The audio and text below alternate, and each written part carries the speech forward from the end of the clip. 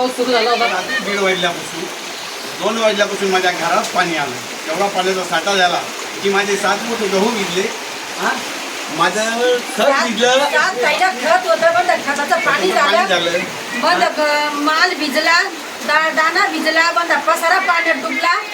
आम्हाला बसायला जागा नाही. आम्ही बाजावर बसलो, बंदा पसारा बाजावर ठेवला. 3 वाजेपासून आम्ही रातपासून जागी आहे.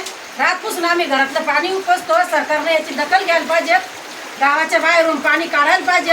तरी असं पाणी किती दिवस येत आहे का नियमित चालू राहतं? असं नियमित चालू आहे. पाणी आलं की घरात पाणी येतं. आणि पुन्हा एक तर हे हिरीवालेही पाणी सोडतात.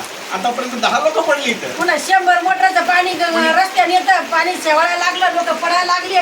रात्रंदिवस त्रास आहे आम्हाला पाण्याचा. या ठीक. आणि मुख्यमंत्र्यांनी दखल घ्यायला पाहिजे. काही गावाच्या सरपंचानं नेत्यानं पण दखल घ्यायला पाहिजे. आणि याच्यासाठी उपाययोजना काय करायला पाहिजे? उपाययोजना म्हणजे गावाच्या बाहेरून पाणी काढायला पाहिजे. आणि हे हिरीवाल्या पाण्यावाल्याला मी सांगायला पाहिजे की वारंवार पाणी सोडू नका. नुकसान भरपाई करून द्यायला पाहिजे सरकारनं.